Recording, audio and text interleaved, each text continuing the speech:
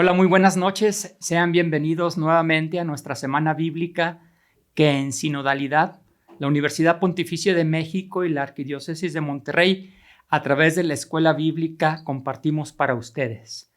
Reciban un saludo del presbítero doctor Walter de la Cruz Jiménez, que hoy no nos podrá acompañar. El primer día de nuestra semana, en nuestro primer encuentro, nos decidimos a volver a escuchar el Evangelio de Marcos. Una comunidad que escucha el Evangelio de Marcos. Nuestro od, nuestro símbolo, fue el papiro y nos detuvimos en el capítulo 16, versos 1 al 8, para entrar al sepulcro, a la memoria del viviente. El día de ayer comenzamos a pisar el suelo marquiano, que continuaremos hoy. Ayer vimos el substrato, el texto, el origen del Evangelio de Marcos.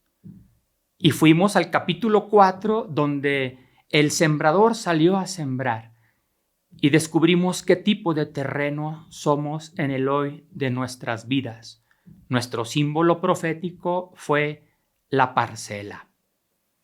Esta noche, en nuestro tercer encuentro, seguimos pisando el suelo de Marcos, la edáfica de Marcos.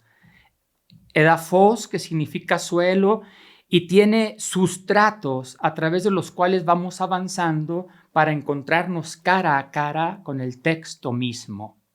Hoy, siguiendo con esta lógica del Evangelio de Marcos, Jesucristo, Hijo de Dios, el crucificado, resucitado, que genera vida en comunión, seguimos dando estos balbuceos como neófitos en nuestras comunidades modernas a partir de la enseñanza de la comunidad marquiana. Por eso a este tercer encuentro le hemos llamado Pisando el suelo marquiano, segunda parte, donde veremos el discipulado, las relecturas y la teología y la espiritualidad que contiene nuestro texto, el Evangelio según Marcos. Pongámonos en la presencia santa de Dios y sigamos orando con esta hermosa oración a la palabra de Dios que hemos venido orando juntos durante estas 2 noches, y ahora también lo hacemos con mucha fe para disponernos al encuentro con el Evangelio. En el nombre del Padre, y del Hijo, y del Espíritu Santo. Amén. Eres libro vivo, libro palpitante. No eres letra muerta, sino sangre caliente, engendradora de vida. Eres libro tajante como espada de 2 filos, que separas de un tajo la verdad y la mentira, y me fuerzas a tomar partido. Eres libro luz que iluminas los abismos, aclaras y deslumbras. Me dejas al desnudo ante Dios y ante mí mismo. Eres libro palpitante que llegas hasta el fondo. Nunca te agotas porque eres libro de experiencia. Eres buena noticia de Jesús. Ojalá tu rayo me alcance y me hiera. Ojalá que sea yo vulnerable a tu luz, vulnerable a tu fuerza. Que quiero vivir, Jesús, vida llena, sangre caliente, fecundo por tu palabra. Amén.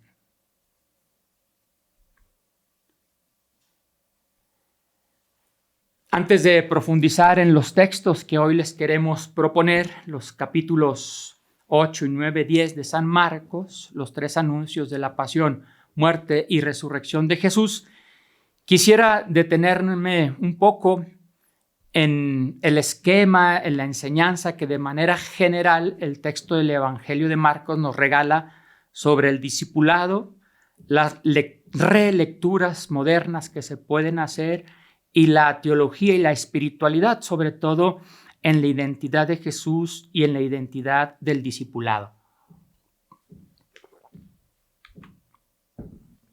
El discipulado es un dato unánime que Jesús llamó a algunos para que lo siguieran y se convirtieran en sus discípulos, amigos cercanos. Según los evangelios y en concreto el de Marcos, ser discípulo consiste en seguir a Jesús. Y en distintas ocasiones se utilizará la expresión griega akolutheo, seguir a Jesús. Ser discípulo es ir tras de él. La expresión que se utiliza es opiso, ir tras de él. Ser discípulo también es estar con él, giná o sin metatú. Ser discípulo, pues, en Marcos es seguir a Jesús, ir detrás de Jesús, estar con él. Se trata de una relación viva, dinámica, que lleva al discípulo a convertirse en un hombre nuevo, llamado y recreado por Jesús. El discipulado no es una realidad aislada en la historia de la salvación. Tampoco es un rasgo superficial en la trama evangélica. Se trata de una experiencia sustancial que, sin embargo, no se genera espontáneamente, sino que está íntimamente asociada a la misión de Jesús. La misión de Jesús es la proclamación del reino. En esta proclamación del reino, Jesús llama a sus discípulos, los acompaña y les indica cómo seguirlo. Por eso, Marcos expresa que lo primero que Jesús hace no son milagros, curaciones o exorcismos, sino que lo primero que crea es a los primeros 4 discípulos al llamarlos. Marcos 1, 16, 20. Los haré llegar a ser pescadores de hombres. Esto lo realiza inmediatamente después de anunciar que el reino está llegando, 1:15, y de proclamar la necesidad de creer en el evangelio.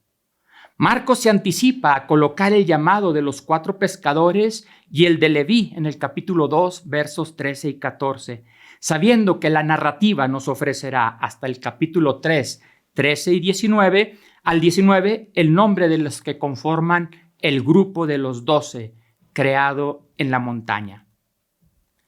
Con este detalle, Marcos señala la importancia del discipulado como experiencia fundante en el ministerio de Jesús. Además, indica su desarrollo gradual. Los haré llegar a ser pescadores de hombres. Para el anuncio, realización y continuidad de esta vida nueva que genera el reino, Jesús asoció a algunos para hacerlos partícipes de su propia vida y de su propia misión. El discipulado, pues, no es una experiencia aislada. Se trata de la presencia misma de Jesús en la realización de sus hechos y en la proclamación de sus palabras. Así lo expresa el final canónico en el último versículo del texto marquiano. Ellos salieron a predicar por todas partes. El Señor colaboraba con ellos y confirmaba la palabra con los signos que le acompañaban. 16:20. Resulta significativo que la buena nueva que comienza con Jesús, Mesías, Hijo de Dios, que anuncia, proclama y hace presente el reino, no es una misión solitaria, sino una comisión que realiza con los que ha creado para estar con él y enviarlos a predicar. Entonces el anuncio, la proclamación y la vivencia del reino seguirá siendo realidad donde quiera que haya discípulos de Jesús. Discípulos que se reúnen en las casas para escuchar la palabra del Señor. Discípulos que realizan gestos de bondad como lo hace Jesús. Discípulos que, venciendo el miedo y la tristeza que produjo en ellos el haber abandonado al Maestro, anuncian la resurrección. Discípulos que vuelven a Galilea, su identidad geográfica, teológica, donde fueron mirados, llamados y recreados. Discípulos que, en definitiva, continúan la obra de Jesús.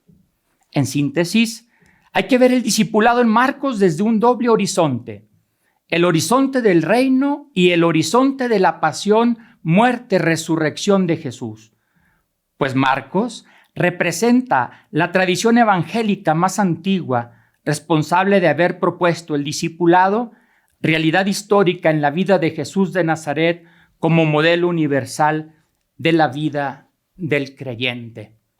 Estos datos son demasiado importantes porque si hemos afirmado que el Evangelio de Marcos fue el primero en ponerse por escrito hacia el año 65, y lo primero que Jesús hace en el Evangelio de Marcos es la creación de los discípulos, estamos recurriendo al documento central, identitario, fuente de donde mana el auténtico discipulado, tal y como Jesús lo quiere, lo quiso, lo formó, lo creó.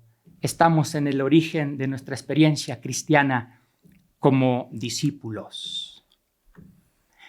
Las relecturas. Comentábamos antier que el Evangelio de Marcos es uno de los principales descubrimientos de la ciencia bíblica moderna. Hace unos 30 años se consideraba todavía que era un evangelio que no tenía un orden adecuado, pero las recientes investigaciones nos han dicho lo contrario. Marcos tiene una finalidad, unos destinatarios. Está dividido en dos grandes partes, el Mesías y el Mesías sufriente. Hay divisiones tripartitas, como lo veremos hoy en el triple anuncio de la pasión, muerte y resurrección de Jesús. Entonces, toda investigación reciente es fundamental para enriquecer el conocimiento sobre las tradiciones que Marcos utilizó y cómo las fue incorporando a la estructura que finalmente nos llega en el texto que tenemos en nuestras manos. Recordemos que las primeras comunidades que escucharon el Evangelio de Marcos encontraron en este texto una catequesis prebautismal. Les comentaba el padre Walter, el doctor Walter, que una hipótesis muy importante es que este evangelio se proclamaba completo en la celebración de los sacramentos de la iniciación cristiana en la vigilia pascual. Una relectura que hoy hacemos también es precisamente como un manual de formación de discípulos. Otros hacen de Marcos un puntuario de oración o una guía para realizar ejercicios espirituales. Otros buscan adecuarlo a la realidad presente o lo estudian desde la perspectiva de la nueva evangelización y de la acción pastoral de la iglesia. Otros, como lo estamos haciendo nosotros, en una semana bíblica y recurriendo a un aspecto fundamental. El llamado de Jesús a los suyos no fue un llamado en solitariedad, sino en comunidad. Creó a los 12. Por eso también estamos haciendo una relectura desde la sinodalidad a la que la Iglesia nos invita a vivir hoy a través del Papa Francisco, ya muy cercanos a vivir el sínodo de la sinodalidad. En Marcos, pues, a lo largo de los años podemos encontrar diversas lecturas y hoy amplia bibliografía. Y respecto a la teología y a la espiritualidad, la obra de Marcos contiene una interesante concentración teológica y catequética y tiene en la cristología su rasgo central. Jesús es el Evangelio, puesto que es el Mesías que proclama el reino y es Hijo amado de Dios. Para la realización de su misión, Jesús creó el discipulado. Por eso mencionamos de manera sencilla tanto la identidad cristológica como la identidad discipular. Identidad de Jesús. Jesús es el protagonista. En todo el relato siempre existe una interrogante. ¿Quién es este que así actúa, que así vive y que así muere? Responder a estas preguntas es el objetivo del evangelista. Por eso en Marcos encontramos que Jesús es el Mesías que proclama el reino de Dios, es el ungido por el Espíritu. En Marcos, Jesús es el Evangelio, es el evangelizador que proclama trae y hace presente el reino. La identidad del discípulo, es decir, la manera en que sigue a Jesús, y hoy nosotros diríamos la espiritualidad, porque la espiritualidad es vivir animados por el mismo Espíritu Santo que animó a Jesús. Desde el capítulo 1, verso 8, Marcos dice que Juan el Bautista bautiza con agua, pero vendrá otro que bautizará con neuma agios, con el Espíritu Santo. Es decir, desde el capítulo 1 se nos dice que todo lo que hace Jesús está animado por el Espíritu Santo con el cual ha sido ungido. La identidad del discípulo, pues su espiritualidad, está en correspondencia proporcional con la identidad de Jesús. El punto crucial y decisivo para el creyente es la cuestión de la verdadera identidad de Jesús. Mientras los discípulos no respondan quién es Jesús, tampoco saben quiénes son ellos mismos. Aquí está en juego la identidad de los discípulos. Hasta que Pedro dice, tú eres el Mesías, el Cristo, los discípulos podremos entender que entonces nosotros somos los cristianos. Cristo ungido, nosotros ungidos, cristianos para seguir a Jesús. Mientras no respondamos quién es Jesús, impresionante, no sabemos nada de nosotros. Carecemos de identidad.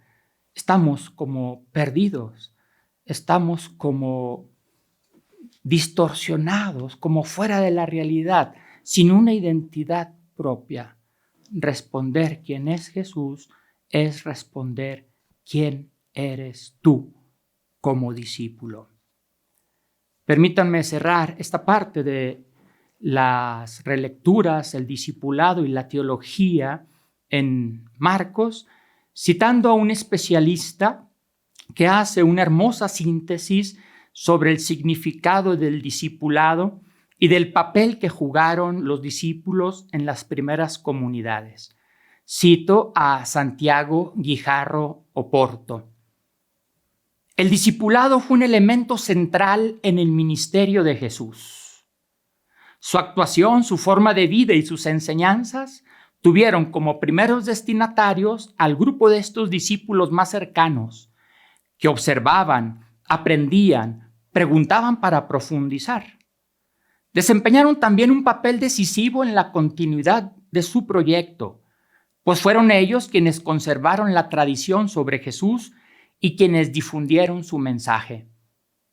La centralidad del discipulado se manifiesta también en la importancia que tuvo el recuerdo de aquellos seguidores de Jesús para las primeras comunidades. Los evangelios que fueron escritos en la segunda generación cristiana reflejan esta preocupación. En ellos encontramos diversos retratos de los discípulos, determinados en parte por la situación y las preocupaciones de las comunidades en las que nacieron. Tenemos así, pues, otros elementos para pisar el suelo marquiano.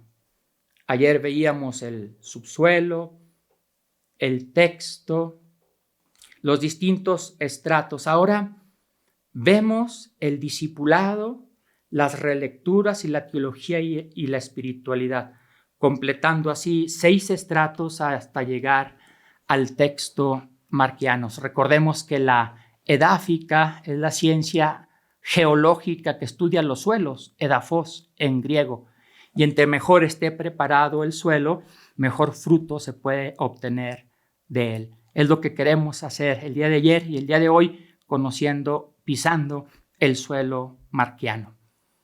El símbolo que hemos escogido para esta noche en nuestro tercer encuentro, el Od que hoy hemos escogido, es el camino. Creo que la imagen es sumamente expresiva.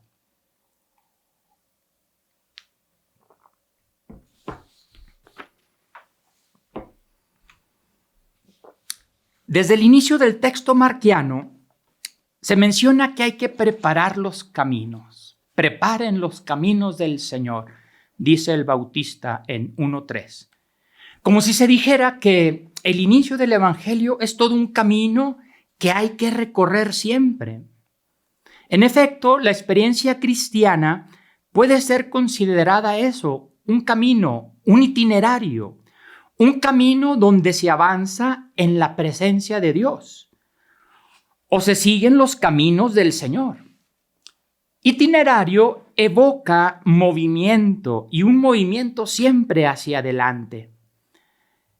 Este itinerario se califica de espiritual para indicar que en este camino solo se avanza si somos guiados por el Espíritu Santo, el Espíritu así con mayúscula, que guía nuestro itinerario como guió los caminos del Señor Jesús.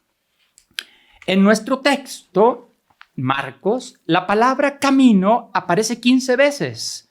Jodón, en griego 9 veces, jodó 6 veces. Es muy interesante cómo en Marcos se nos invita a recorrer este camino.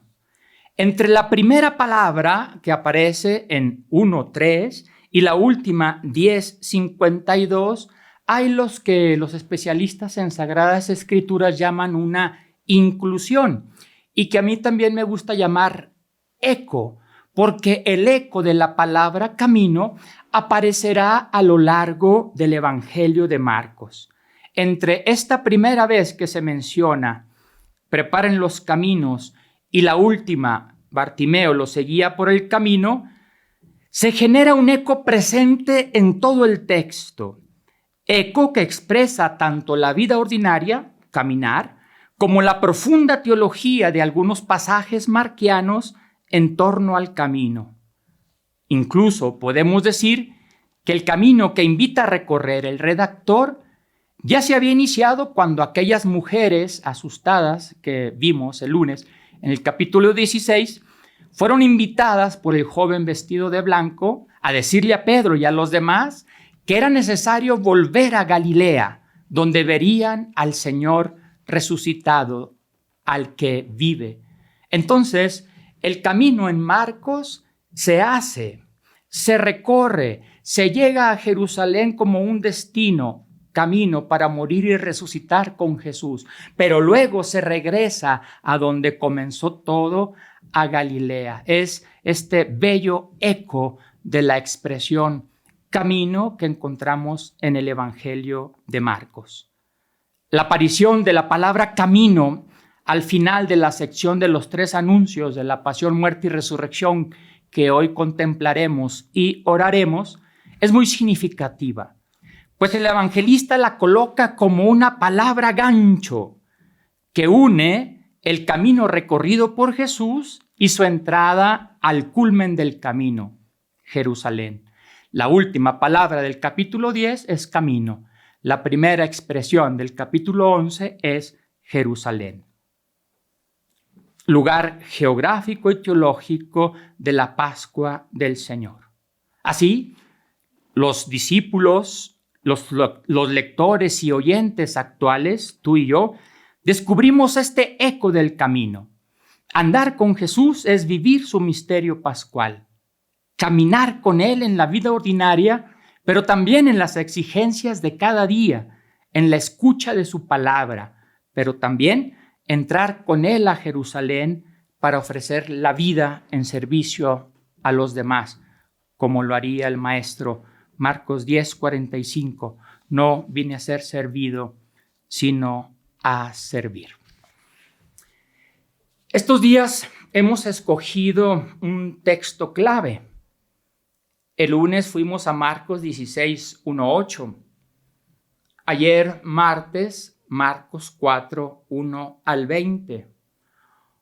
Hoy no solamente tendremos un texto, hoy es densa la noche en contenido de palabra de Dios, porque aunque nos vamos a detener en Marcos 9:37, vamos a contemplar los 3 anuncios de la pasión, muerte y resurrección de Jesús.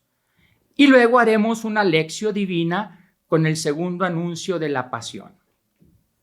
Antes de proclamar los textos, así como alguien los proclamaba para la comunidad cristiana naciente, quisiera invitarte a descubrir la estructura que tiene esta sección. Es un largo viaje a Jerusalén que empieza en el capítulo 8, verso 27, y termina en el capítulo 10, verso 52 de nuestro Evangelio. A esta larga sección a mí me gusta llamarle el corazón del Evangelio de Marcos. Estamos en el mero centro de los 16 capítulos que tiene nuestra obra. Hay tres aspectos que asemejan a estos tres anuncios de la pasión, muerte y resurrección de Jesús. Podremos decir que el inciso A es el anuncio, el inciso B, la incomprensión, el inciso C, la enseñanza. Y en este esquema lo podemos descubrir. En el primer anuncio, que está del 8, 31 al 38, el anuncio está en el verso 31. El inciso B, que es la incomprensión, en este caso de Pedro, está en los versículos 32 y 33. Y las enseñanzas están en los versículos 34 al 38. Aquí hay un detalle que se va a repetir en cada uno de los anuncios. La paciencia, la pedagogía, el amor, la misericordia del maestro para aprovechar la incomprensión, la falla, la distracción de los discípulos, a veces la pretensión de ser los mayores. Jesús aprovecha esa incomprensión para dar las enseñanzas sobre el auténtico discipulado. Vamos a encontrar más de 10 enseñanzas. En el primer anuncio de la pasión, las enseñanzas son ir en pos de Jesús, seguirlo, negarse a sí mismo, tomar la cruz, perder la vida por Jesús y el Evangelio y no avergonzarse de él y sus palabras. El segundo anuncio, el anuncio de la muerte y resurrección, está en el capítulo 9, 31. El siguiente inciso, la incomprensión, ya no solo es Pedro. Aquí son todos los discípulos que no entendían, que tenían miedo y que discutían entre ellos quién era el mayor. Jesús, con paciencia, vuelve a llamar a los suyos y les da estas enseñanzas. Ser el último de todos, el servidor de todos, acoger a los niños como modelo de seguimiento. Ya llevamos 9 enseñanzas sobre el discipulado. Y el tercer anuncio de la pasión está en el capítulo 10, versos 32-45. El inciso A, el anuncio, en los versos 32-34. El inciso B, aquí también la incomprensión es de todos los discípulos, donde destaca la pretensión de los primeros puestos de los hijos del trueno. Estamos en los versículos 35 al 41. Y finalmente las enseñanzas, la paciencia del maestro para aprovechar el fracaso de los discípulos, la incomprensión de los discípulos para enseñar sobre la originalidad del discipulado. El que quiera ser grande, que sea servidor. El que quiera ser el primero, que sea esclavo, porque el Hijo del Hombre sirve a los demás y da la vida por todos. Una sección preciosa, el corazón del Evangelio de Marcos, donde se nos dan a conocer más de 10 características del auténtico discipulado. Repetimos, si Marcos fue el primero en ponerse por escrito y lo primero que hizo el Jesús de Marcos es crear el discipulado, estamos aquí en la originalidad del discipulado cristiano. Por eso creo que vale la pena detenernos para escuchar la proclamación de estos 3 anuncios de la pasión, muerte y resurrección de Jesús. Y mientras los voy leyendo lentamente, te invito a que los escuches, que vayas identificando estos 3 incisos: el anuncio, la incomprensión, las enseñanzas. Y vemos cómo la estructura en Marcos repetirá estos 3 momentos para hacernos profundizar en la identidad del seguimiento de Jesús, en la calidad de discípulos suyos que somos hoy. Primer anuncio, Marcos capítulo 8, verso 31 hasta el capítulo 9, verso 1. Permíteme ser proclamador del Evangelio. Te invito a que escuches la palabra del Señor en el Evangelio de Marcos.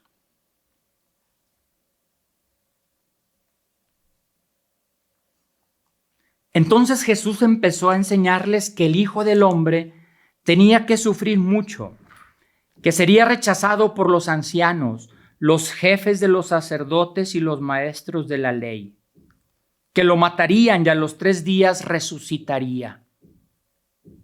Les hablaba con toda claridad. Entonces Pedro lo tomó aparte y se puso a reprenderlo, pero Jesús, dirigiéndose a Pedro, lo reprendió en presencia de sus discípulos, diciéndole: «Colócate detrás de mí, Satanás, porque tú no piensas como Dios, sino como los hombres». Después Jesús reunió a la gente y a sus discípulos y les dijo: «Si alguno quiere venir detrás de mí, que renuncie a sí mismo, que cargue con su cruz y que me siga. Porque el que quiera salvar su vida, la perderá. Pero el que pierda su vida por mí y por la buena noticia, la salvará. Pues ¿de qué le sirve a uno ganar todo el mundo si pierde su vida? ¿Qué puede dar uno a cambio de su vida? Pues si uno se avergüenza de mí y de mi mensaje en medio de esta generación infiel y pecadora, también el Hijo del Hombre se avergonzará de él cuando venga en la gloria de su Padre con los santos ángeles». Y añadió: «Les aseguro que algunos de los aquí presentes no morirán sin haber visto antes que el reino de Dios ha llegado ya con fuerza». Primer anuncio de la pasión. El segundo anuncio de la pasión, si lo hemos transcrito, aquí lo tienen en la diapositiva, pero los invito también a que lo escuchemos atentamente, dando seguimiento a este triple inciso: el anuncio, la incomprensión, las enseñanzas. Marcos, capítulo 9, versos 30 al 37, segundo anuncio de la pasión y resurrección. Se fueron de allí y atravesaron Galilea. Jesús no quería que nadie lo supiera porque estaba dedicado a instruir a sus discípulos.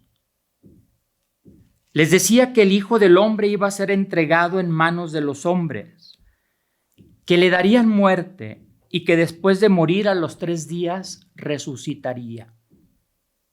Ellos no entendían lo que quería decir, pero les daba miedo preguntarle. Llegaron a Cafarnaúm y una vez en casa les preguntó: ¿de qué discutían por el camino? Ellos callaban, pues por el camino habían discutido quién de ellos era el más importante. Jesús se sentó. Llamó a los 12 y les dijo: «El que quiera ser el primero, que sea el último de todos y el servidor de todos». Luego tomó a un niño, lo puso en medio de ellos y abrazándolo les dijo: «El que recibe a un niño como este en mi nombre, a mí me recibe. Y el que me recibe a mí, no es a mí a quien recibe, sino al que me ha enviado».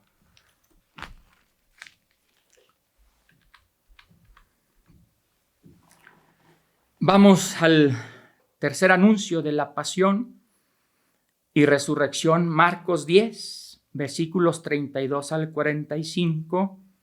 Lo proclamo para que lo escuches y sigamos identificando anuncio, incomprensión, enseñanzas. Marcos 10, 32, 45. Subían camino de Jerusalén. Y Jesús iba adelante de sus discípulos, que lo seguían admirados y asustados. Entonces tomó consigo una vez más a los 12 y comenzó a decirles lo que le iba a pasar. «Miren, estamos subiendo a Jerusalén y el Hijo del Hombre va a ser entregado a los jefes de los sacerdotes y a los maestros de la ley, que lo condenarán a muerte y lo entregarán a los paganos. Se burlarán de él, lo escupirán, lo azotarán y lo matarán, pero a los 3 días resucitará. Santiago y Juan, los hijos de Zebedeo, se le acercaron y le dijeron: Maestro, queremos que nos concedas lo que vamos a pedirte. Jesús les preguntó: ¿qué quieren que haga por ustedes? Ellos le contestaron: concédenos sentarnos uno a tu derecha y otro a tu izquierda cuando se manifieste tu gloria. Jesús les dijo: no saben lo que piden. ¿Pueden beber el cáliz de amargura que yo voy a beber o pasar la terrible prueba que yo voy a pasar? Ellos le respondieron: sí, podemos. Jesús entonces les dijo: beberán el cáliz que yo voy a beber y pasarán las pruebas que yo voy a pasar, pero el sentarse a mi derecha o a mi izquierda no me toca a mí concederlo, sino que es para quienes está reservado. Al oír aquello, los otros 10 se indignaron contra Santiago y Juan. Jesús los llamó y les dijo: ustedes saben que quienes figuran como jefes de las naciones las gobiernan tiránicamente y que sus dirigentes las oprimen. No debe ser así entre ustedes. El que quiera ser importante entre ustedes, que sea su servidor. Y el que quiera ser el primero entre todos, entre ustedes, que sea esclavo de todos. Pues tampoco el Hijo del Hombre ha venido a ser servido, sino a servir y dar su vida en rescate por todos. He aquí los 3 anuncios de la pasión, muerte y resurrección de Jesús. Estos 3 anuncios están seguidos de una exposición sobre las consecuencias para los discípulos.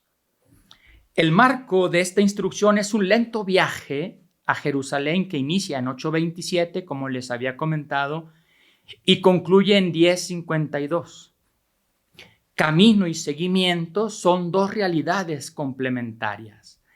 Ser seguidores de Jesús, hacernos sus discípulos, significa recorrer sus caminos. El seguimiento se lleva a cabo poniendo en práctica las enseñanzas que se van explicando a lo largo del camino. Aquí encontramos las exigencias que presenta el seguimiento de Jesús y que representan la madurez en la fe de los discípulos. Porque en definitiva el seguimiento consiste en ser y vivir en Cristo, participar de su misterio pascual. Recuerdo el esquema que hemos compartido, los 3 anuncios con sus 3 incisos y sus más de 10 enseñanzas sobre el discipulado. Encontrando así algunas consecuencias para la fe de los discípulos. A lo largo de esta sección que abarca los 3 anuncios de la pasión, muerte y resurrección de Jesús, se pueden descubrir varios aspectos que atañen a la fe de los discípulos. Primer aspecto: llamados a seguir y a conocer a Jesús. Para Marcos, discípulo es el que sigue a Jesús y permanece junto con él, con el objetivo fundamental de quedar vinculado a la persona del Maestro y entablar con él una comunión vital, una comunión de vida. Esta comunión crea el espacio donde se hace posible la comprensión de la persona de Jesús, exigencia irrenunciable del discipulado, pues quien sigue a Jesús involucra toda su vida. Es decir, Jesús inaugura en sus discípulos, a partir del momento en que los llama, una nueva manera de ser. El discipulado es una persona recreado, una nueva persona. Segunda consecuencia: llamados a una vida de renuncia y lealtad sin condiciones. Al discípulo se le exige una actitud personal de renuncia y lealtad. 8:34. Si alguno quiere venir detrás de mí, niéguese a sí mismo, tome su cruz y sígame. Renunciar a sí mismo implica para el discípulo afrontar con valor las dificultades, sacrificando los propios deseos o los criterios personales, y confesar y conservar en todo momento el vínculo con su Maestro, con Jesús. Se trata de hacer la voluntad de Dios, pensando al estilo de Dios y no al estilo de los hombres. Renunciar a sí mismo consiste en estar dispuestos a dar la vida toda a causa de Jesús y de su evangelio. En definitiva, una disposición constante a decir no a sí mismo para ser capaces de decirle sí a Dios. Esto supone radicalmente abandonar toda egolatría y toda autosuficiencia. Cargar con la cruz es una expresión que evoca la figura del condenado a muerte. En el contexto del discipulado, esta exigencia subraya la disposición a aceptar de buen grado todas las tribulaciones y dificultades que conlleva el seguimiento de Jesús. Tercera consecuencia, llamados a una convivencia regida por la actitud de servicio. Los discípulos forman una comunidad en la que la actitud de servicio se torna necesaria. Cada uno ha de hacerse servidor del otro. Aquí radica la grandeza a la que los discípulos de Jesús deben aspirar. El servicio. La comunidad de los discípulos ha de verse libre de toda ambición de poder o de dominio.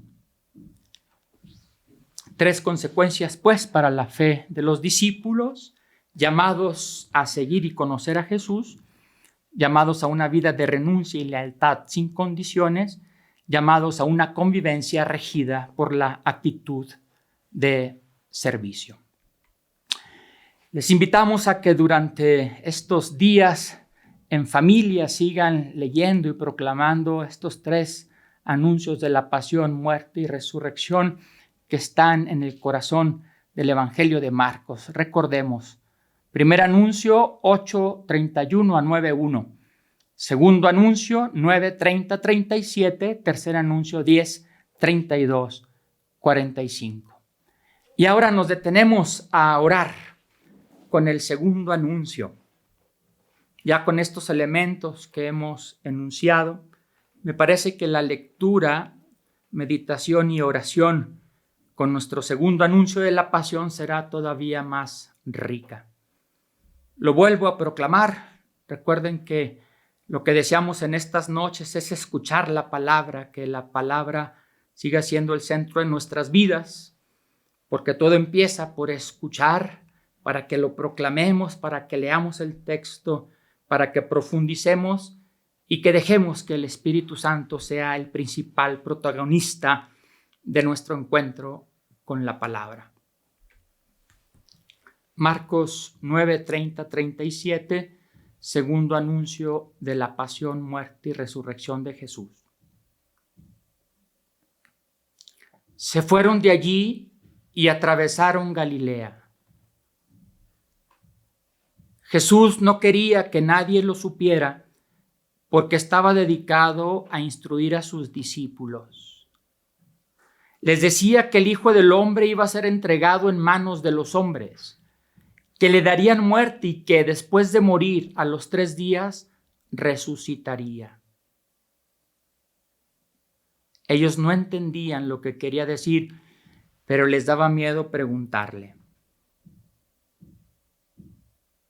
Llegaron a Cafarnaúm y una vez en casa les preguntó, ¿de qué discutían por el camino? Ellos callaban, pues por el camino habían discutido sobre quién de ellos era el más importante. Jesús se sentó, llamó a los 12 y les dijo, el que quiera ser el primero, que sea el último de todos y el servidor de todos. Luego tomó a un niño, lo puso en medio de ellos y abrazándolo les dijo, el que recibe a un niño como este en mi nombre, a mí me recibe. Y el que me recibe a mí, no es a mí a quien recibe, sino al que me ha enviado.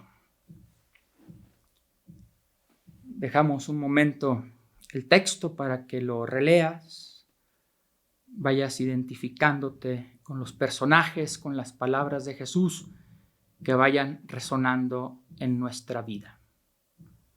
Un momento de silencio orante para releer el texto de Marcos 9, 30, 37.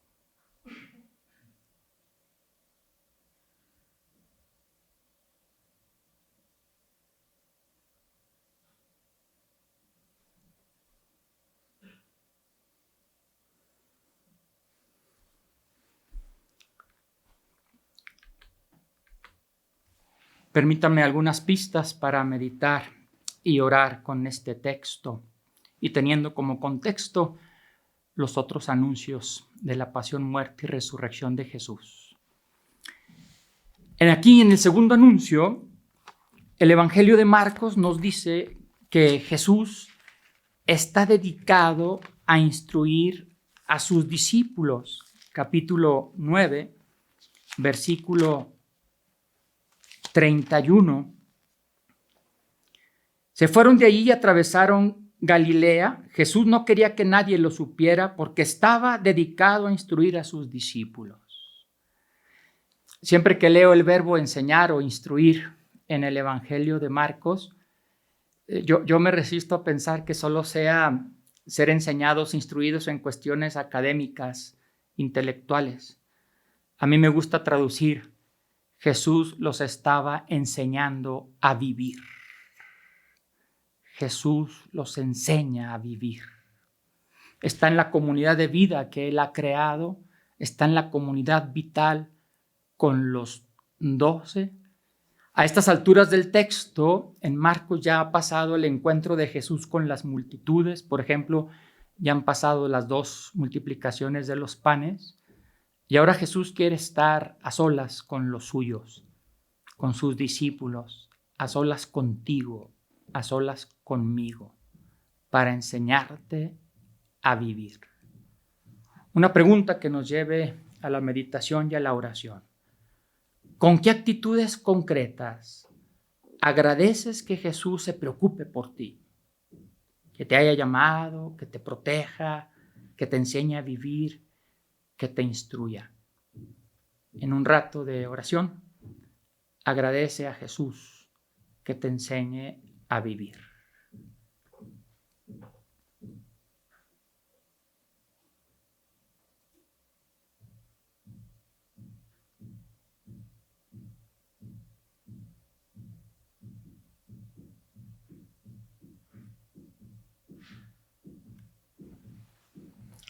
Avanzamos. El proyecto de Jesús está claramente expresado en su muerte y su resurrección. Estamos en la segunda mitad del Evangelio de Marcos. La primera mitad es el siervo, el Mesías. La segunda es este siervo, este Mesías sufriente, débil, servidor, que da la vida por todos. En 3 ocasiones, y aquí estamos en la segunda ocasión, Jesús anuncia con claridad que va a morir y a resucitar. Ese es el proyecto de Jesús. Sin embargo, el proyecto de los discípulos es un proyecto paralelo. Ellos van por otro lado. Son los más cercanos, son los creados en la montaña. Y no solamente Pedro, sino los 12 no han entendido nada. Ellos quieren ser los más importantes. Este es su proyecto. A veces nosotros, discípulos de Jesús, generamos proyectos alternos. Y como dicen los chavos hoy, nada que ver con el proyecto de Jesús. Me parece que estamos en un texto determinante como seguidores de Jesús. Es importante que hoy nos preguntemos a corazón abierto y de cara al Evangelio, ¿qué proyecto estamos construyendo? ¿El proyecto de los discípulos que quieren ser los mayores, los mejores, los más importantes, quedarse con los puestos? ¿O estamos en el proyecto de Jesús? Por eso nos puede ayudar esta pregunta en el servicio que prestas en tu comunidad. ¿Con cuál proyecto te identificas? Hermano obispo, ¿con cuál proyecto te identificas? Hermano presbítero, ¿estás en el proyecto de Jesús o en el de los discípulos? Hermana religiosa, hermano religioso, hermana laica, laico, hermano catequista, hermano coordinador de un grupo, ¿estás en el proyecto de Jesús o estás en el proyecto de querer ser el más importante? Padre Walter, Padre Ramón, profesores de la universidad, ¿estamos en el proyecto de Jesús? Me parece que es una pregunta radical que brota del centro del Evangelio. Los rasgos con que vivimos y con los rasgos con que expresemos este seguimiento nos permitirán descubrir con verdad en cuál proyecto estamos. Deseamos estar en el proyecto de Jesús. Pero los discípulos, y recuerden que los discípulos modernos, los discípulos hoy somos tú y yo que nos hemos atrevido a abrir el Evangelio de Marcos y a escuchar a Jesús con radical novedad. Dice Marcos en el versículo 32 del capítulo 9, ellos no entendían lo que quería decir, pero les daba miedo preguntarle. Pobres muchachos, estaban más perdidos que nada. Si no entiendo, pregunto, pero si no entiendo y no pregunto y además tengo miedo, pues no hay escapatoria. Los discípulos tienen miedo. No entienden o no quieren entender. Han aceptado proyectos ajenos al de Dios. Hacen una escucha convenenciera. Creo que esta noche nos conviene preguntarnos por nuestros miedos. Los miedos que nos impiden ser discípulos. ¿Qué cosas, hermana, hermano, qué cosas no entiendes? Y tienes miedo de preguntarle al Señor. Creo que conviene que hagamos una pausa orante para dialogar cara a cara con Jesús y ponerle a Él, el maestro de la vida, el buen pastor que antes se ha hecho buen discípulo de su Padre, y dialoguemos sobre nuestros miedos y sobre lo que no queremos preguntarle al Señor porque nos da vergüenza, porque tenemos miedo. Oremos, contemplemos.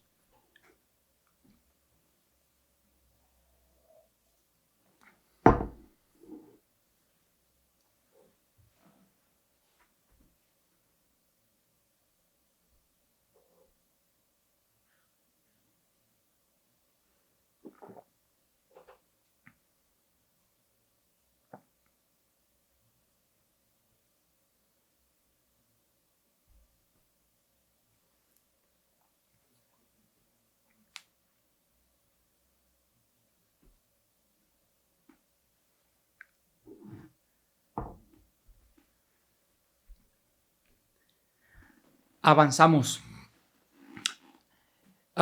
con lo que dice Marcos en el capítulo 9, versos 30 al 37 sobre los niños. Repito lo que dice el texto, versos 36 y 37.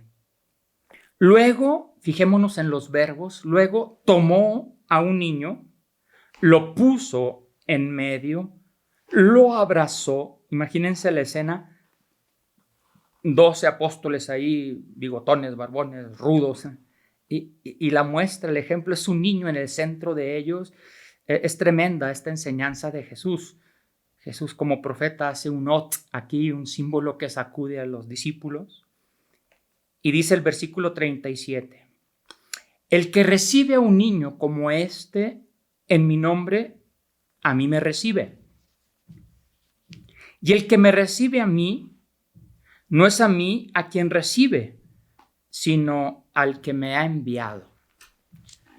Me parece que estos versos tienen una manera pues muy literal de ser leídos, pero también una manera edáfica, ¿no? Como decíamos, yendo al subsuelo del texto para extraer ahí una enseñanza muy profunda.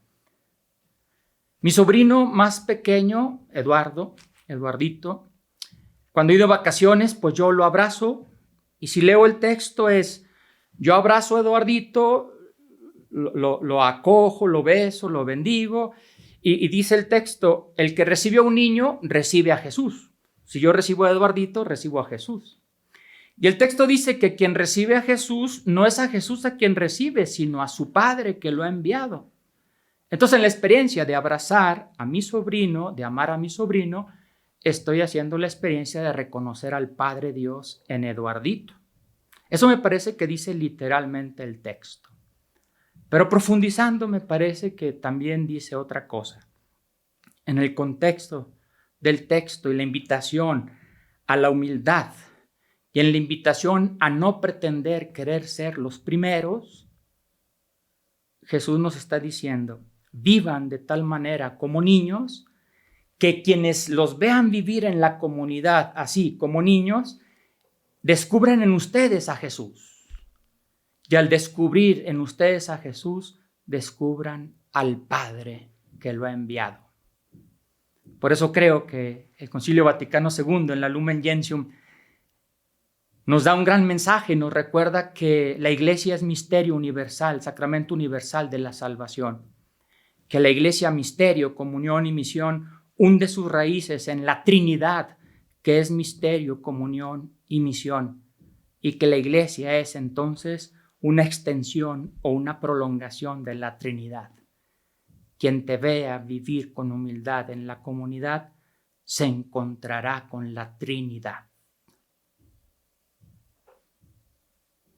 No es a mí a quien reciben, sino al que me ha enviado. Por eso nos pueden ayudar las preguntas. ¿Hay actitudes que manifiesten que tu vida ya ha perdido el asombro de la niñez? ¿Cómo podemos recuperar la espontaneidad para amar que tienen los niños? Una tremenda enseñanza de Jesús en medio de los 12. Y para ir aterrizando esta noche que ha estado muy intensa, porque pues el Evangelio no solamente son relatos, sino que son relatos de conversión. Es palabra viva de Dios como espada de dos filos. Comentar algunas pistas de lectura desde las 4 características de los OT, como lo hemos venido haciendo las noches anteriores. Hoy lo hago de una manera sencilla. La sacudida que produce el que Jesús anuncie con toda claridad lo que le va a suceder. Jesús les hablaba con toda claridad y esto sacude la interpretación que sus discípulos se habían hecho de su maestro. No lo querían ver morir.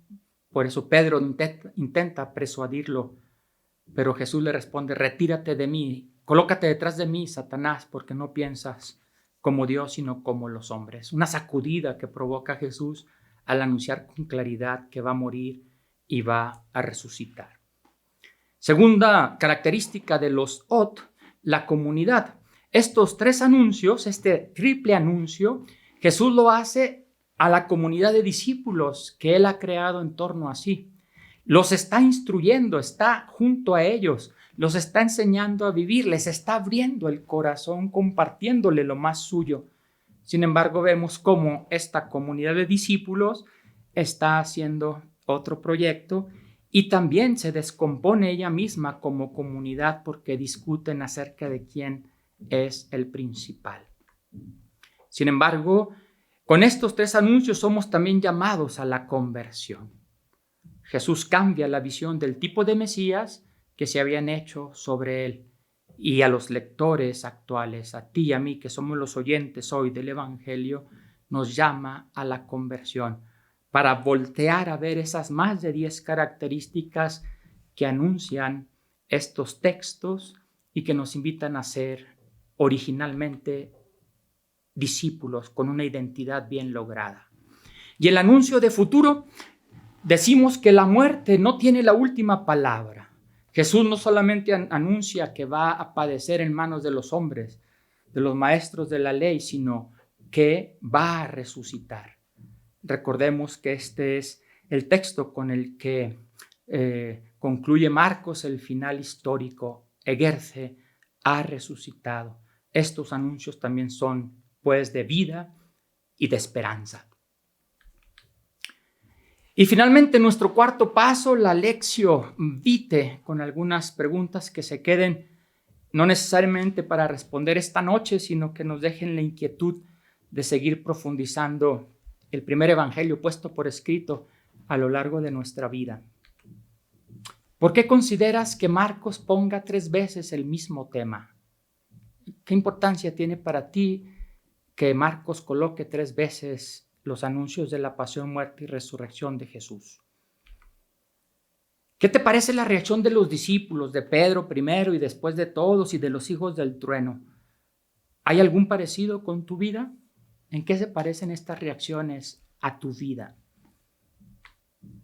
¿Y a qué te sientes invitada, invitado al orar con estos 3 textos en el corazón del Evangelio de Marcos, capítulo 8, 9 y 10, los 3 anuncios de la pasión, muerte y resurrección de Jesús? ¿A qué te sientes invitado? Pues les deseo una noche de meditación, de contemplación, pero también de descanso sereno, sabiendo que el resucitado va haciendo camino con nosotros y que nos invita a resucitar con Él. Que tengan muy buenas noches. Nos encontramos el día de mañana con el favor de Dios. Bendiciones.